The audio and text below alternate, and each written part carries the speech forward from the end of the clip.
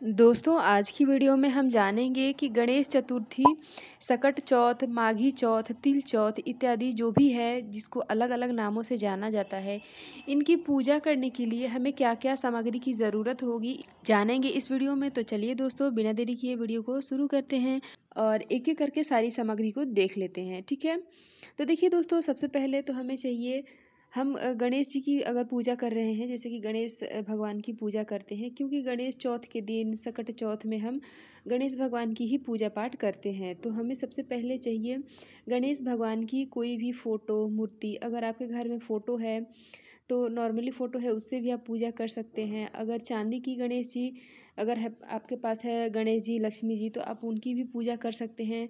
जो दिवाली के दिन खरीद के लाए हैं गणेश जी की फ़ोटो, मूर्ति, उनकी भी पूजा कर सकते हैं।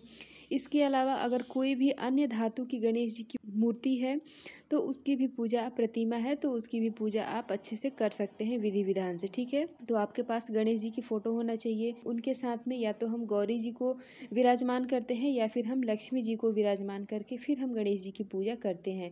जिस तरह से दिवाली में हम गणेश जी और माता लक्ष्मी जी की पूजा करते हैं साथ में, उसी तरह से जहाँ पे हम माता लक्ष्मी जी को नहीं बिठा सकते हैं वहाँ पे गौरी गणेश की पूजा, आप लोग को पता ही है कि सबसे पहले गौरी गणेश की ही पूजा की जाती है।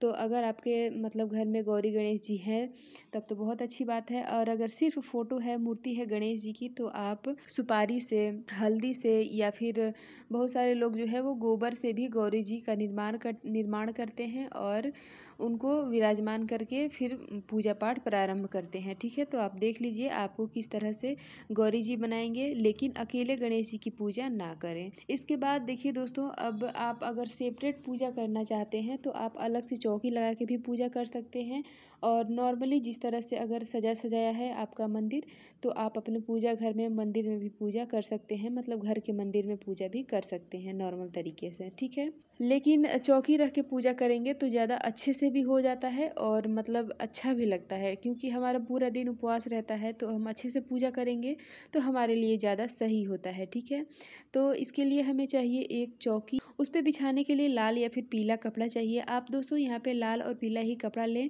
क्योंकि किसी अन्य रंग के कपड़े का प्रयोग ज़्यादातर पूजा में नहीं होता है। ठीक है, तो आप जो है लाल और पीला कपड़ा ले लें। इसके बाद हमें चाहिए, बहुत सारे लोग जो है कलश रख के, जैसे कि आप चौकी लगा के पूजा करते हैं तो आपको कलश भी ज़रूर रखना चाहिए, तो आपको कलश रखना है तो आप कलश मिट्टी के भी चाहें तो ले सकते हैं, या फिर घर में धातु का कोई भी लोटा हो, जैसे पीतल का, तांबा का, तो उसको भी कलश के रूप में पूजा कर सकते हैं। ठीक है, लेकिन स्टील का मतलब अवॉइड करें, ना लें। और इसके बाद कलश में डालने के लिए हमें गंगा जल चाहिए, अक्षत, पान का पत्ता और सिक्के, हल्दी, सुपारी, यही सब चाहिए होता है, जो कि आप सभी को पता ही होगा। और इसके अलावा हमें चाहिए अक्षत, जो कि कलश में भी डाला जाएगा और भगवान के ऊपर छिड़कने के लिए भी। ठीक है, इसके अलावा हमें चाहिए दीपक, धूप, बत्ती, माचिस, तेल या फिर घी। आप सरसों का तेल का प्रयोग यहाँ पे ना करें, आप तिल का तेल का प्रयोग करें या फिर घी का प्रयोग करें। इसके बाद हमें चाहिए अखंड दीप, जो कि हम पूरी रात प्रज्वलित करते हैं पूजा पाठ में, तो अखंड दीप भी हमें चाहिए होगा। इसके अलावा हमें चाहिए मौली, काला तिल, चाहे तो सफ़ेद तिल भी रख सकते हैं, लेकिन काला तिल ज़्यादा मतलब सही होता है पूजा पाठ में लेना, तिल चौथ में लेना। ठीक है, और इसके अलावा हमें चाहिए पीला चंदन, रोली, पीला सिंदूर, हल्दी, साथ में गणेश जी को चढ़ाने के लिए जनेऊ लेना ना भूलें।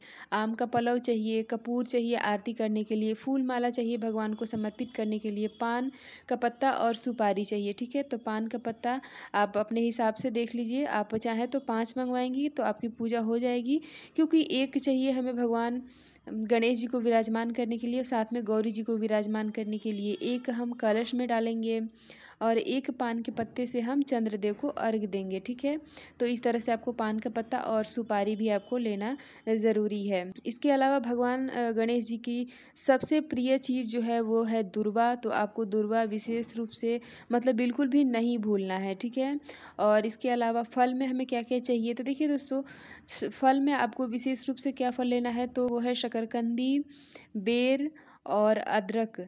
और गाजर, ठीक है। तो गाजर का मतलब गजरौटी भी बनाया जाता है, तो आप देख लीजिए आपको मतलब किस तरह से क्या बनाना है, आप अपने हिसाब से देख लीजिए। और ये जो 3-4 फल हैं ये मतलब ज़रूरी हैं, इसके बिना पूजा नहीं हो सकती है। तो आप शकरकंदी, बेर, अदरक और गाजर ज़रूर लें। इसके अलावा और भी कोई भी सीजनल फ्रूट्स और ड्राई फ्रूट्स इत्यादि और भी आप ले सकते हैं। तो यही सब चाहिए हमें सकट चौथ या फिर माघी चौथ की पूजा पाठ करने के लिए सामग्री। आशा करती हूँ कि मैंने पूरी सामग्री बता दी है, ठीक है। और दोस्तों देखिए, ये सुहाग वाला व्रत तो नहीं है, ये संतान किससे संबंधित व्रत है। हम संतान की दीर्घायु के लिए ये सकट चौथ का व्रत रखते हैं माघ के महीने में। तो आप जो है फिर भी थोड़ी सी तैयार होके और फिर पूजा पाठ करें, मतलब साफ स्वच्छ वस्त्र पहन लें। आप चाहें तो कोरा भी पहन सकते हैं, और अगर कोरा नहीं है तो आप साफ सुथरा कपड़ा पहने और अच्छे से चूड़ी, बिंदी, महावर इत्यादि लगा के उसके बाद ही हमें पूजा पाठ करना चाहिए, ठीक है। और उसके बाद ये पूजा करने के बाद हम चंद्रदेव को अर्घ देंगे, और अर्घ देने के बाद हम अपना व्रत खोल लेते हैं, ठीक है। तो आशा करती हूँ कि ये गणेश चतुर्थी की पूजा विधि की संपूर्ण सामग्री की जानकारी आपको अच्छी लगी होगी कि क्या क्या हमें लेना है और कौन कौन सी चीज़ें हमें ज़रूर रूप से लेना चाहिए। अगर ये वीडियो आपके लिए हेल्पफुल हो तो आप वीडियो को एक लाइक ज़रूर करें, और इसी तरह की जानकारी आपको मिलती रहे इसके लिए आप हमारे चैनल को सब्सक्राइब ज़रूर करें। मिलती हूँ इसी तरह से एक और नए वीडियो के साथ, तब तक के लिए बाय बाय।